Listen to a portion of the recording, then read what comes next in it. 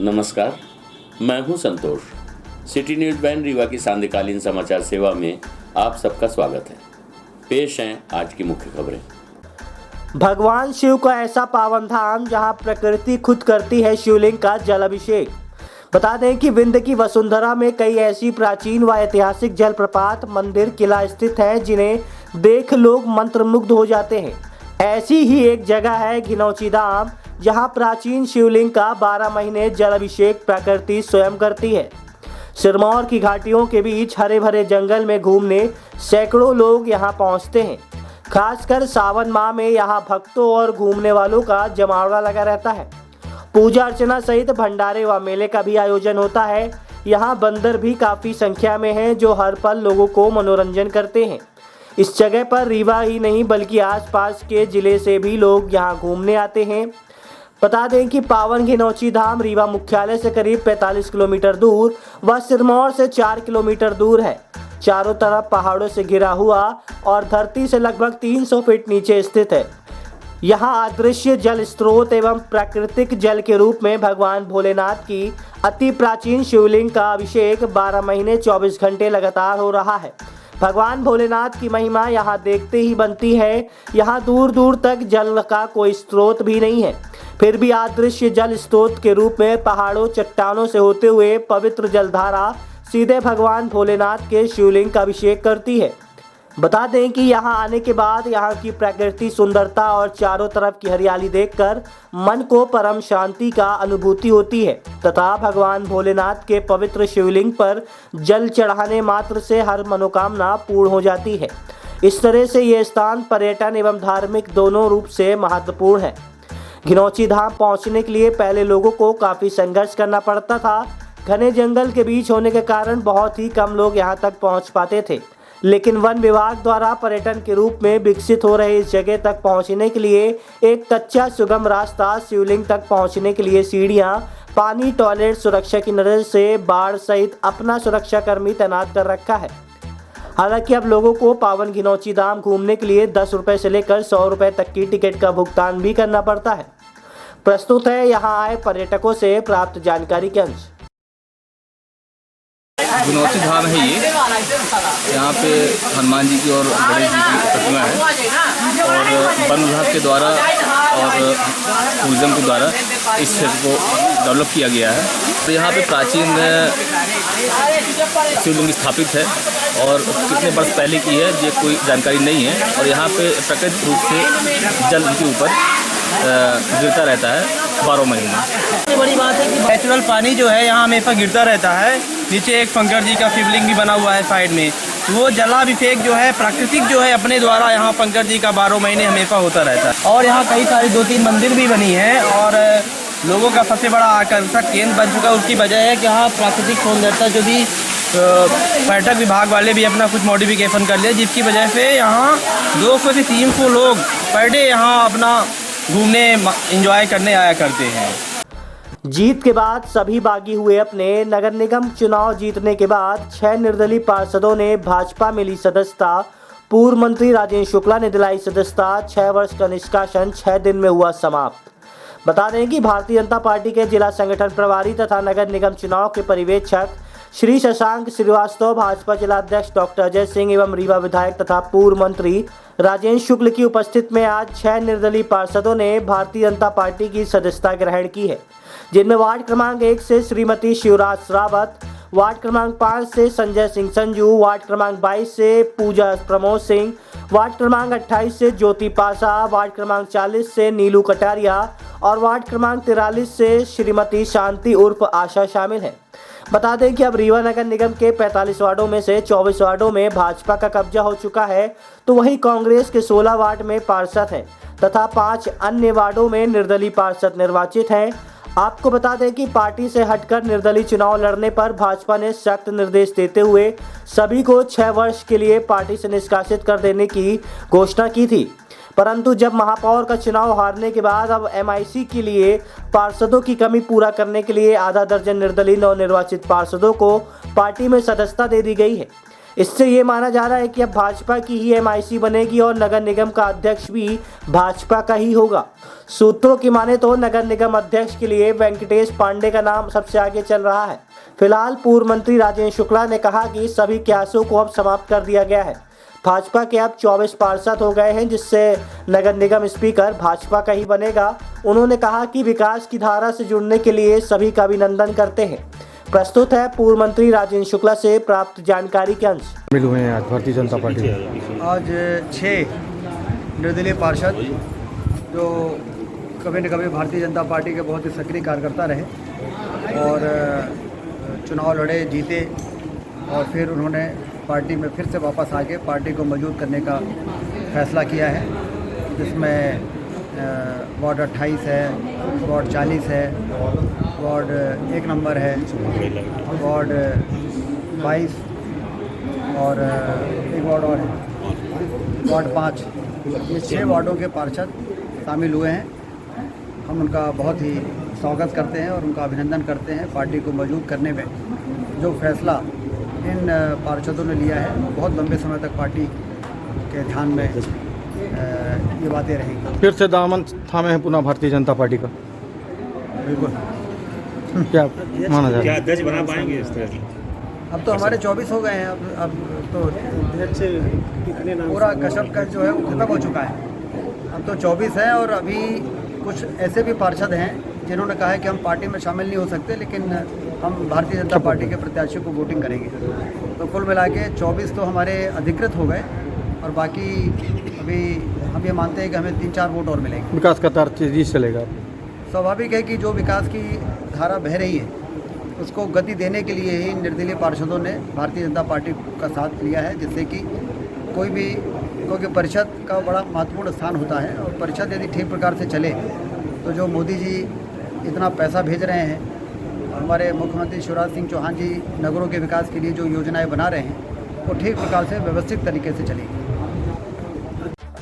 Congress party के आशीर्वाद समारोह में पहुंचे पूर्व नेता प्रतिपक्ष अजय सिंह राहुल, कहा नगर निगम चुनाव की जीत 2023 का होगा आगाज।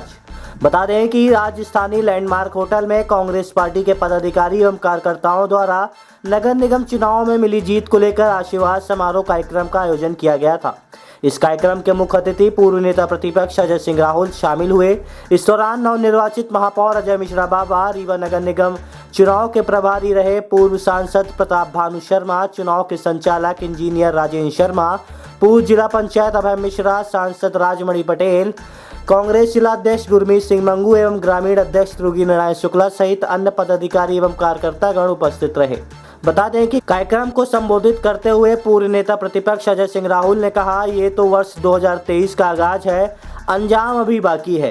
कांग्रेसियों ने कमर कस ली है, 2023 में सुनामी नजर आएगी। अजय सिंह राहुल रीवा में महापौर और पार्षद पदों के विजयी उम्मीदवारों को आशीर्वाद समारोह में शामिल हुए। पूर्व नेता प्रतिपक्ष ने कहा, कांग्रेस किसी तरीके से कमजोर नहीं। आज रीवा में अजय मिश्रा बाबा नहीं बल्कि कांग्रेस जीती है। हम सब जीते हैं, अब हम सबको कोशिश करनी है मेयर इन काउंसिल भी अपनी हो। आज एक निर्दलीय पार्षद प्रत्याशी ने कांग्रेस की सदस्यता ली है और भी कई लोग आ जाएंगे। यही नहीं, जिला पंचायत और जनपद में भी हमें अपना बहुमत साबित करना है। इसके लिए सब कोई कमर कसकर तैयार हो जाएं। प्रस्तुत है पूर्व नेता प्रतिपक्ष अजय सिंह राहुल से प्राप्त जानकारी के अंश। रीवा के एक साधारण कार्यकर्ता के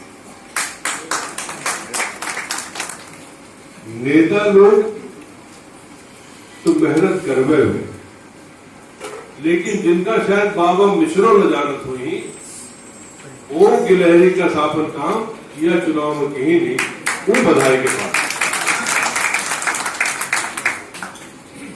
यह बात सही है कि राजेंद्र शर्मा जी के कुशल संचालन में चुनाव का काम बांटा का बड़ा छोट अपने आप को कौन नहीं दिखे, यह चुनाव में यह सबसे बड़ी विशेषता है। यदि कोहू को कही देंगे हो कि पार्षद जितावे का एक वार्ड की जवाबदारी है, तो वह आदमी वो वार्ड की जवाबदारी यह महसूस की जैसे हम विधानसभा लड़त हुई अपन वार्ड जितावे।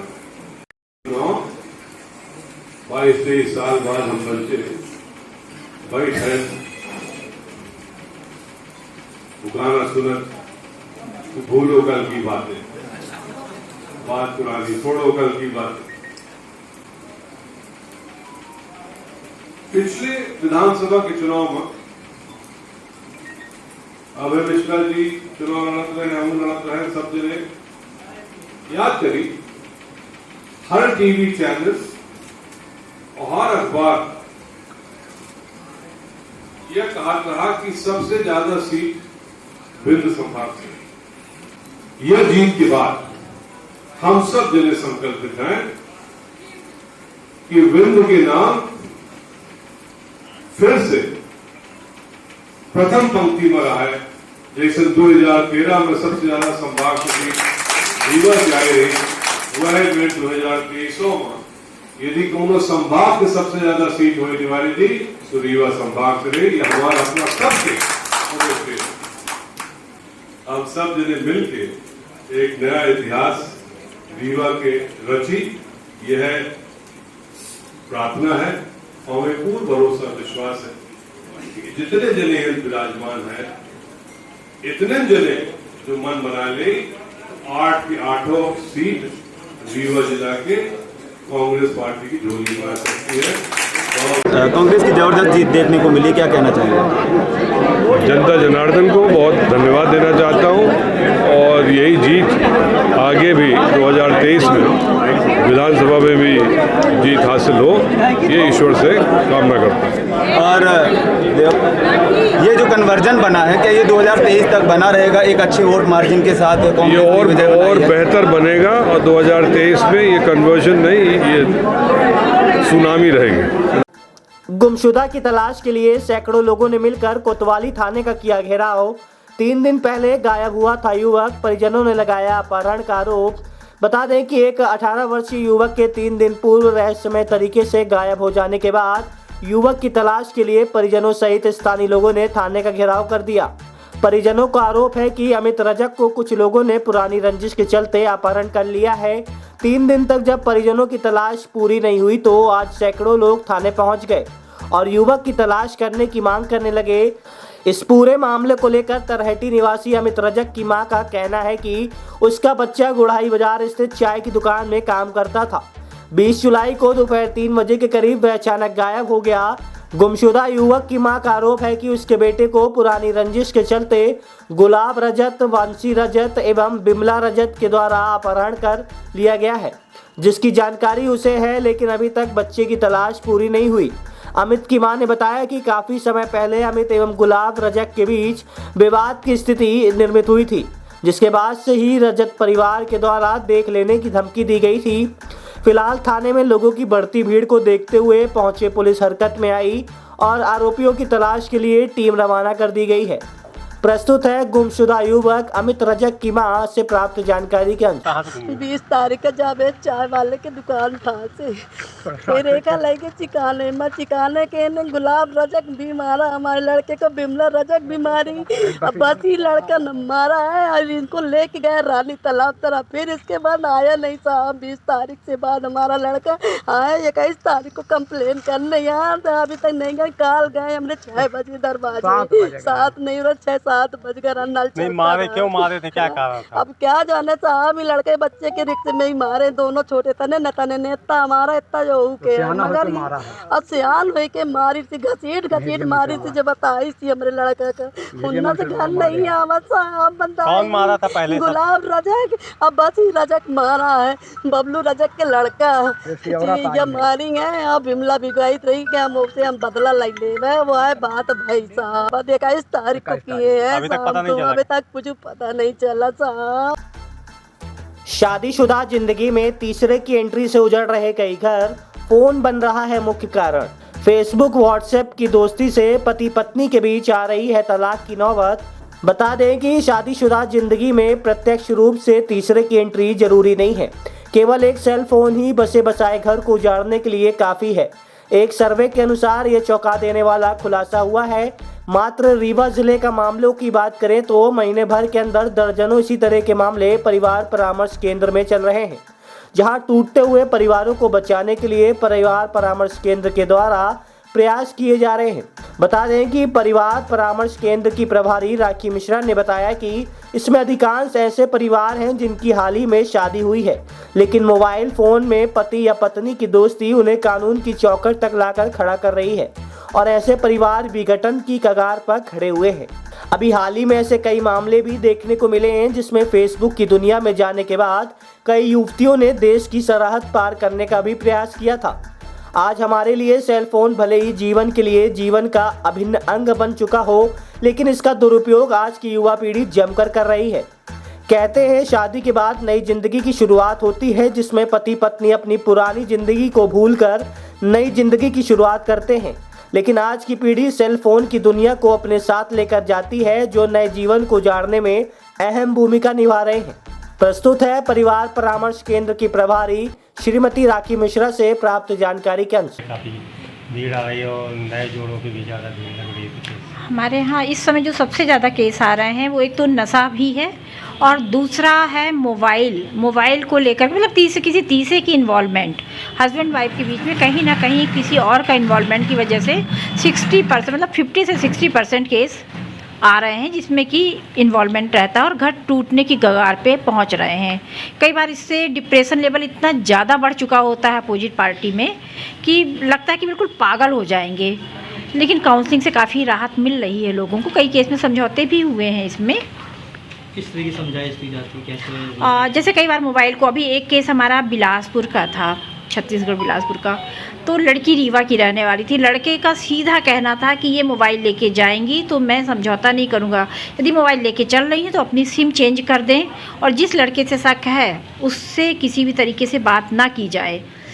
काफ़ी मतलब उसमें 3-4 महीने काउंसलिंग चली, बाद में उसमें कंप्रोमाइज़ हुआ और इसी शर्त पे हुआ कि वो दूसरा मोबाइल लेंगे और सिम नई रहेगी और उसमें मतलब कोई छुपाव नहीं रहेगा, पासवर्ड वगैरह ऐसा रहेगा जिसमें कि हस्बैंड वाइफ दोनों देख सके उसे। आज की खबरों में बस इतना ही। कल हम फिर मिलेंगे कुछ ताजा तरीन खबरों के साथ। तब तक के लिए हमें अनुमति दीजिए। नमस्कार।